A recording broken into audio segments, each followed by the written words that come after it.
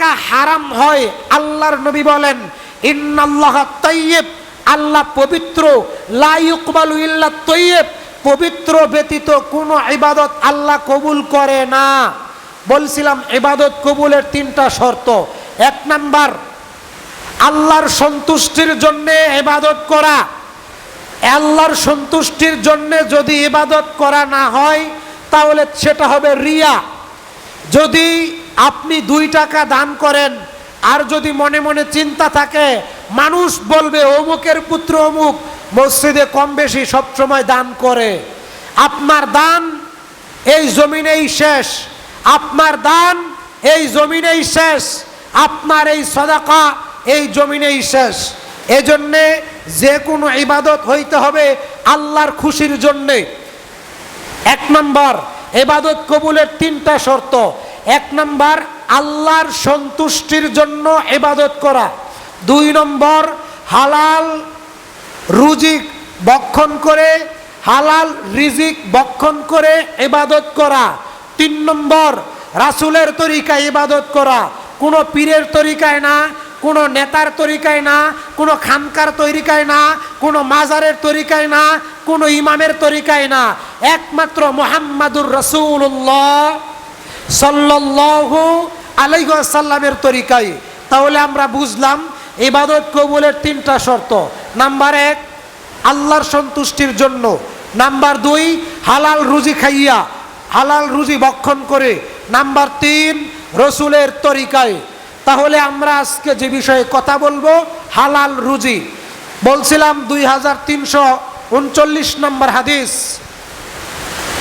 আল্লাহ রসুল বলছেন ইন্নাল্লাহা তাইয়্যিব, আল্লাহ তাআলা পবিত্র, লা ইউকবালু ইল্লা তাইয়্যিব, আল্লাহ তাআলা পবিত্রতা ব্যতীত কোনো কিছু কবুল করেন না। ওয়া আন্নাল্লাহা আমারাল মুসলিমিন, আল্লাহ তাআলা মুসলিমদেরকে আদেশ করেছেন। ও আমারা বিহিল মুরসালিন, আল্লাহ তাআলা নবীদেরকে আদেশ করেছেন, আল্লাহ মুমিনদেরকে আদেশ করেছেন, আল্লাহ রসুলদেরকেও আদেশ করেছেন। আল্লাহ তাআলা বলেছেন সূরা মুমিনুন 51 নম্বর আয়াত, ইয়া আইয়ুহার রাসূল, হে রাসূল, কুলু মিনাত তাইয়্যিবাত, পবিত্র রিজিক খাও, পবিত্র রিজিক ভক্ষণ করো, পবিত্র রিজিক খাও, তারপরে ইবাদত করো। ওয়া আমালু সালিহান, এবং তুমি নেক আমল করো। তাহলে আল্লাহ তাআলা নবীকে আদেশ করেছেন, আল্লাহ তাআলা মুমিনদেরকে আদেশ করেছেন হালাল রুজি খেয়ে ইবাদত করেন। সুম্মা যাকারা রাজুলু ইউতিলুস সাফারা আসবাতা আকবারা ইয়ামুদ্দু ইয়াদাইহি ইলাস সামাই ইয়া রাব্বি ইয়া রাব্বি, ওয়া মাতআমুহু হারামুন ওয়া মাশরাবুহু হারামুন ওয়া মালবাসুহু হারামুন ওয়া গুযিয়া বিল হারাম ফাআন্না ইউস্তাজাবু লিযালিক, রাওয়াহু মুসলিম। আল্লাহু আকবার, আউযু বিল্লাহ। আল্লাহ নবী বললেন সুম্মা যাকারা রাজুলুস সাফারা, সফরে আছে, মুসাফির অবস্থায় আছে এমন ব্যক্তির উদাহরণ আল্লাহ নবী দিলেন। ইউতিলু আসবাতা আকবারা ইয়ামুদ্দু ইয়াদাইহি ইলাস সামাই ইয়া রাব্বি ইয়া রাব্বি, মুসাফিরদের দোয়া কবুল হয়, যারা মুসাফির তাদের দোয়া কবুল হয়। একজন মুসাফিরের উদাহরণ আল্লাহর নবী বললেন আসবাত আকবারা ইয়ামুদ্দু ইয়াদাইহি ইলাস সামাই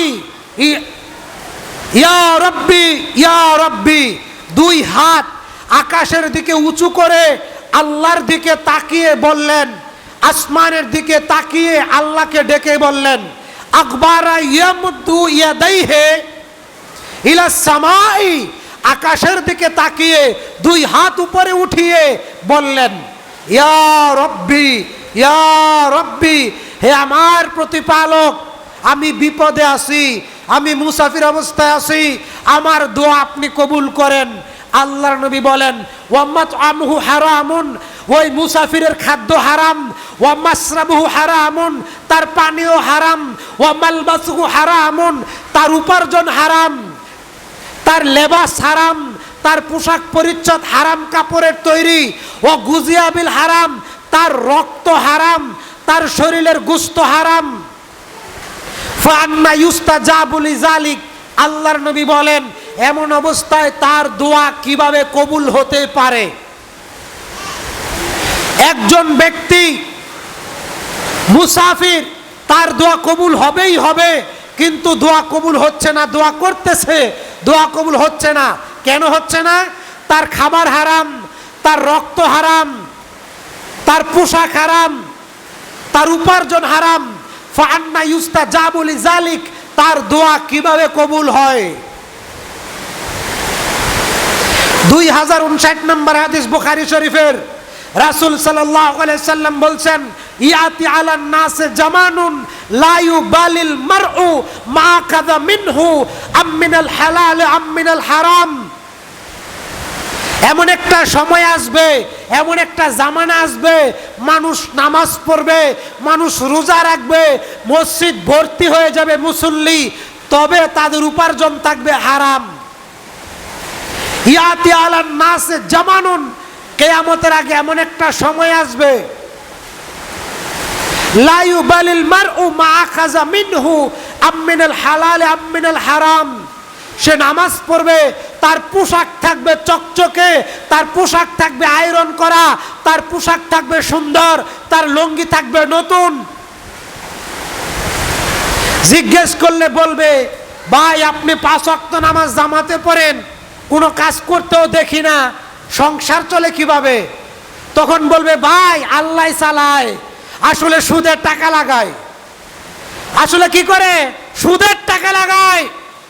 জমি বিক্রি করে ব্যাংকে টাকা থুইয়া লাভ আইনা তারপরে খায়, আর সাদা পাঞ্জাবি পরে নামাজে প্রথম কাতারে দাঁড়ায়, নামাজ পড়তে পড়তে কপালে সিজদার চিহ্ন। ও ভাই আপনি চলেন কিভাবে? ভাই আল্লাহ চালায়, আসলে কিন্তু সুদ খায়। আল্লাহর নবী বলছেন, ইয়াতি আলান নাসে জামানুন লা ইউবালিল মারউ মা আখাযা মিনহু আম মিনাল হালাল আম মিনাল হারাম।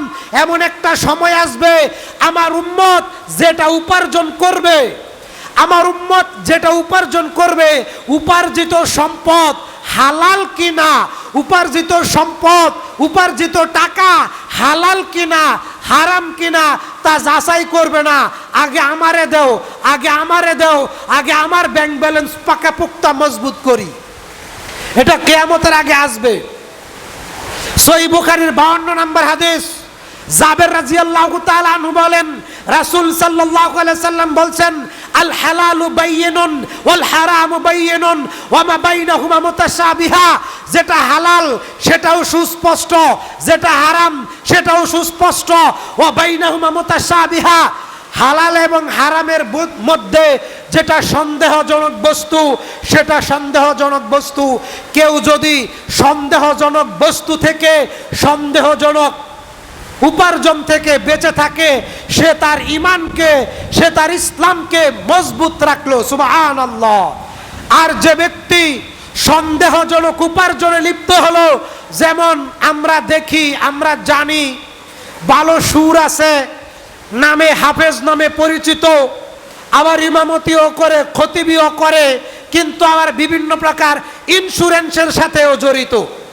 আল্লাহর নবী মুহাম্মদ সাল্লাল্লাহু আলাইহি ওয়াসাল্লাম যা বলছেন তা অকাট্য দলিল। ওয়া মা বাইনাহুমা মুতাশাবিহা, যেটা অস্পষ্ট সেটা হারাম। যে কোনো প্রকার এনজিও, যে কোনো প্রকার ইন্স্যুরেন্স সব হারাম। আল্লাহর নবী বলেন এই হাদিসের শেষ বাক্যে, যদি তুমি সন্দেহজনক বস্তু থেকে বেঁচে থাকতে পারো, তাহলে তুমি তোমার ঈমানকে, তুমি তোমার ইসলামকে নিরাপদে রাখলে, সম্মানে রাখলে, মর্যাদার সাথে রাখলে।